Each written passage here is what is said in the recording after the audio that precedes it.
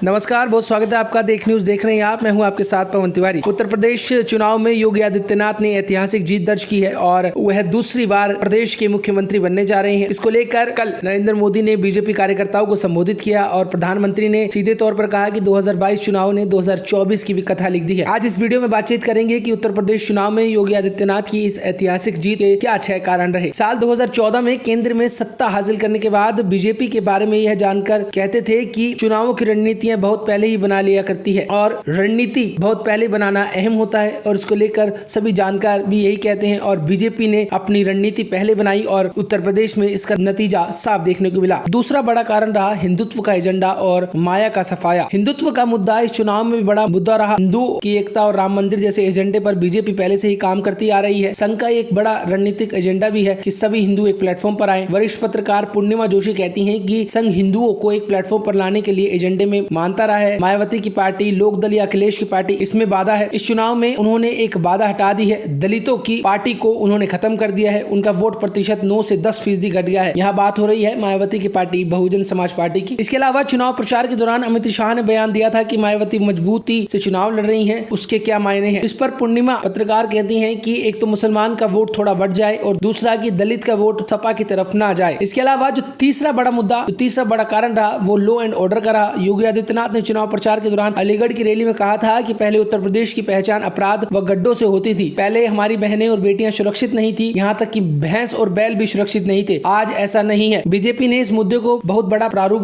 दिया और इसमें कामयाबी भी मिली। खुद प्रधानमंत्री नरेंद्र मोदी ने भी कानून व्यवस्था का जिक्र किया। उन्होंने कहा था कि एक दौर था जब शासन प्रशासन गुंडों और माफियाओं की मनमानी से चलता था, लेकिन अब वसूली करने वाले माफिया राज चलाने वाले तलाकों के पीछे हैं। राजकाज को भ्रष्टाचारियों के हवाले कर दिया गया था। आज योगी की सरकार में पूरी ईमानदारी से यूपी का विकास हो रहा है। चौथा बड़ा कारण रहा शौचालयों की भूमिका और महिलाओं का वोट। योगी आदित्यनाथ को उत्तर प्रदेश के चुनाव में बुलडोजर बाबा की एक पहचान मिली और इसका फायदा बीजेपी को हुआ। जानकार कहते हैं कि बुलडोजर बाबा की इमेज ने एक भूमिका जरूर अदा की, लेकिन इस जीत में प्रदेश में बनाए गए शौचालयों ने भी अपनी बड़ी भूमिका अदा की है। महिलाओं के साथ देश के किसी भी इलाके में जो भी सबसे अधिक यौन शोषण की घटनाएं होती थी, उनमें एक बड़ा हिस्सा अल सुबह देर और शाम अंधेरे में खेतों में शौच करने जाती महिलाओं के साथ होता था। शौचालयों का बनाना महिलाओं के लिए केवल सफाई का मुद्दा नहीं था, ये उनकी सुरक्षा और उनकी अस्मिता का भी मुद्दा था। और जब योगी आदित्यनाथ की सरकार ने प्रदेश में शौचालयों को बनवाने का काम किया तो इससे महिलाओं को बाहर नहीं जाना पड़ा और अपराध में भी कमी आई। इसके अलावा पांचवा बड़ा कारण था लाभार्थी योजना और महिलाओं के वोट। 2019 के लोकसभा चुनाव में पीएम मोदी को मिली जीत को उनके लोकप्रिय उज्ज्वला योजना से बड़े पैमाने पर जोड़ा गया। इसमें ग्रामीण महिलाओं को गैस सिलेंडर का लाभ मिलता है। कई जानकारों की नजर में इस योजना ने मोदी सरकार के प्रति महिलाओं का समर्थन बढ़ाने का काम किया था। वहीं जानकार कहते हैं कि राशन के मुद्दे पर यूपी में लोगों के बीच ये प्रचारित किया गया कि मोदी का नमक खाया है। उसके अलावा गैस, प्रधानमंत्री सम्मान निधि योजना, टॉयलेट जैसे कई मुद्दे जिन पर लोगों ने वोट दिए हैं। छठा जो बड़ा कारण रहा वो हिंदू मुसलमान का मुद्दा रहा। चुनाव प्रचार के दौरान हिंदू मुसलमानों के नाम पर वोटों के धार्मिक ध्रुवीकरण की कोशिश भी की गई। इस पर जानकर कहते हैं कि ये तो इस चुनाव में मुद्दा ही नहीं होना था, क्योंकि वोट तो अन्य मुद्दों पर मिलने ही थे। हिंदू और मुसलमानों के वोट तो बीजेपी और सपा को पड़ने ही थे, यानी कि हिंदू के वोट बीजेपी को पड़ने थे, मुसलमान के समाजवादी पार्टी को पड़ने थे। केवल बीजेपी के हिंदू वोटों की बात क्या करें, सपा को जो वोट ग्राफ बढ़ा वो भी मुसलमान वोटों की बदौलत ही बढ़ा है। लेकिन चुनाव प्रचार के दौरान अखिलेश ने ऐसा कोई भी बयान नहीं दिया जिनका मतों के धार्मिक ध्रुवीकरण से वास्ता था। मैं ये बात मानने से इनकार करता हूं कि मुसलमान बीजेपी को हराने के लिए वोट दें तो वो सेकुलर वोटिंग है और हिंदू बीजेपी को वोट दें तो ये कम्युनल वोटिंग है। जानकर कहते हैं कि समाजवादी मुस्लिम यादव से आगे नहीं बढ़ सकी। इस बार भी जो उसकी सीटें जो बढ़ी हैं उसमें मुस्लिम वोटों का ही उन्हें फायदा मिला है। बीएसपी के वोट का गिरना बीजेपी के लिए अच्छे संकेत है, लेकिन समाजवादी पार्टी के लिए अच्छा नहीं है, क्योंकि अगले चुनाव में 2024 और 2027 में जो बीएसपी के जाटव वोट है उसमें और ज्यादा बंटवारा होगा और ये बीजेपी की तरफ जाएगा। आप क्या कुछ सोचते हैं उत्तर प्रदेश में योगी आदित्यनाथ की लगातार दूसरी जीत को लेकर? हमें कमेंट करके जरूर बताएं। इस वीडियो को लाइक करें, शेयर करें और आपके अपने चैनल देख न्यूज को सब्सक्राइब करें। नमस्कार।